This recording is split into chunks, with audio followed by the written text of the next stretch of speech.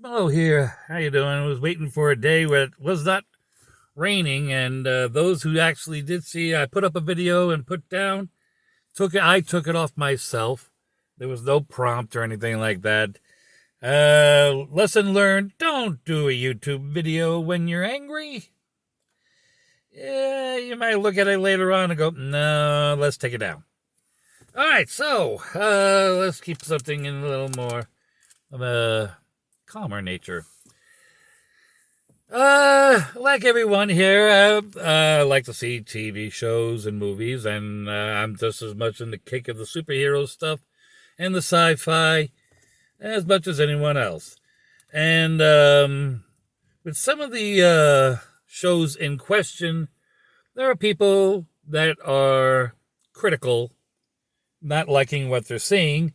Unfortunately, the people that there are people that have no clue what's going on in the story. They just see they're complaining because it's of a racial or sexist, and that's not even close to the reason. It's because these people are die-hard comic fans, they're die-hard sci-fi fans, they're die-hard fantasy fans. And I hear on a lot of YouTube channels, they tried to explain it, and that this is it. It's not racial. It's not sexual. It's not gender, with pronouns and whatnot. It has nothing to do with sexuality. They just looked at it and go, this is not what we grew up with. This is not the storyline that I remember. Where did this thing come from? And that's when they start complaining. And other people just don't get it. So I'm going to try to do comparisons. And hopefully it sinks. For example, I'm sure there are people, some of these people have a relative, whether it be a father, an uncle, a brother, a cousin. They are into sports big time. And we're talking, they can tell you who was the offensive lineup of one particular team, their favorite team that went to the Super Bowl, and they did all these amazing plays. Now, say they wanted to make a movie or a TV show about it, they're going to be just as critical about these people, just like in the comics. It has nothing to do with any political agenda. They're just going like, wait a minute, I don't remember this like this. They say, this is not it. This is wrong.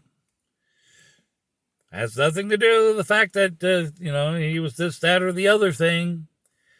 They'll point it out. Another case, music. Some will argue, the Beatles are the greatest thing. Some will say the Stones are the best thing on the earth.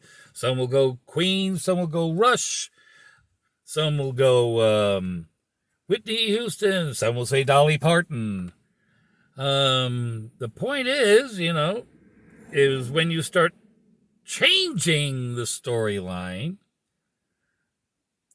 that's when people will go, wait a minute, hold on a second. And, because they like that band that much or that musician that much, they know the story up, down, left, right, and they're going like, wait a minute, where did this come from? I mean, for example, say if they were going to do a Pink Floyd biopic. In my point, because I like Pink Floyd, they should point out that at Live 8, the second Live 8, it was the last time the big four of the original Pink Floyd was performing. And they were airing it on MTV, and they were streaming it on AOL. For you, the younger generation, that's known as American Online. It's now pretty much defunct. And I remember I was right there watching it. I was at work just, basically, stopped schooling, went to work. I'm watching it on the TV, and other customers, while they're shopping, they're going like, "Oh, right, it's Pink Floyd. They even got the singer in there. They're all yes, yes." And then MTV, for some God knows why reason, brings out this young VJ and turns the last performance of the original Pink Floyd into a background noise while he's talking about the latest stars that are coming up on Live Aid. Not knowing 7 days later, one of the members of the Pink Floyd band dies. This was the last time people will see Pink Floyd whole performing. I think they only did 2 songs, if memory serves me right. But AOL kept streaming. But let me tell you, there was a lot of Generation Xers, there was a lot of baby boomers, and even to a point, Generation Yers going like, "What are you doing?" Now, if they don't include that in the movie, I will be shouting. Because I remember it. I was seeing it. I was enjoying it. And then they did that.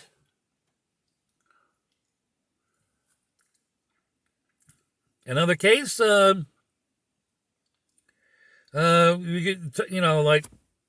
books. Whether it be like a Shakespearean play or a rendition of some of the more popular books. When they twist it up here, you have seen in the past where authors of the book will come on up and go, "I have nothing to do with this.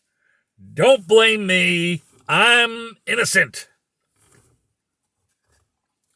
And that's what's going on with the people that are comic book fans, sci-fi fans, and fantasy fans.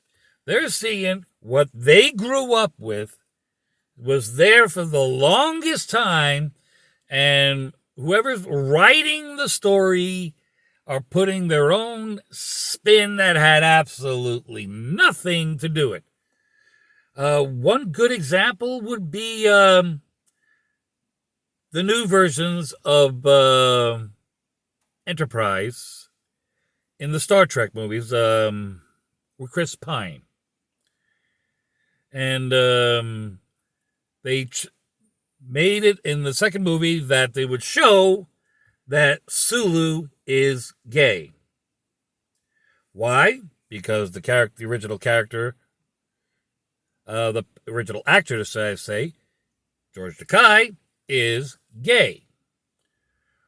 What they didn't expect to hear was George Takei later on going like, "No, Sulu should not be gay."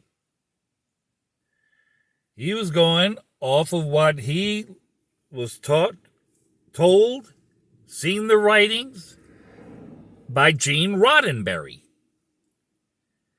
And so he wasn't a big fan of seeing Sulu become gay. You don't believe me? Take a look. There are articles. It's there. And now I'm not saying he didn't appreciate the nod. I'm just saying he wasn't all on board. So when you hear people complaining about, like, say, Captain Marvel or She-Hulk nowadays, some of the other movies, whether it be, I'm trying to think of some other movies that they pretty much went gaga argumentative about. Certain points of the history of the original Avengers lineup. Some they could tolerate, like Iron Man.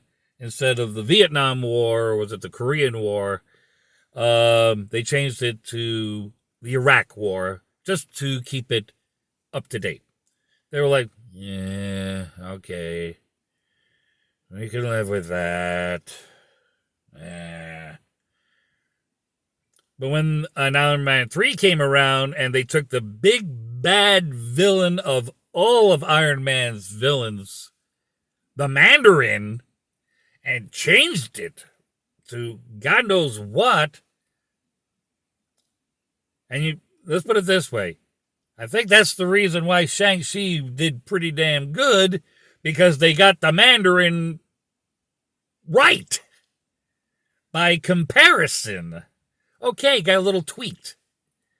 But when you compare the Mandarin of Iron Man 3 to the Mandarin in Shang-Chi, guess what? They kind of like the Shang-Chi version. Why? They grew up with that one. They're kind of used to that. The She-Hulk storyline. All right, She-Hulk was a very acclaimed lawyer who was ready to take on the mob. The mob shot She-Hulk. Jennifer Waters. There was a blood transfusion by the only person that could do it, Bruce Banner, by blood relative. And what we saw in the new She-Hulk series, we're going, huh? When does Sakaar come around? When was there a spaceship? All right, it's a nice little setup to give us maybe a tease for Planet Hulk later on. But no, that did not happen. Never happened. And why are you trying to empower She-Hulk when She-Hulk in the comics has been empowered since the 70s? When it was created way back when. Okay? We're talking, been there, done that. Why are you doing this? That's what they're complaining about. You're changing the story.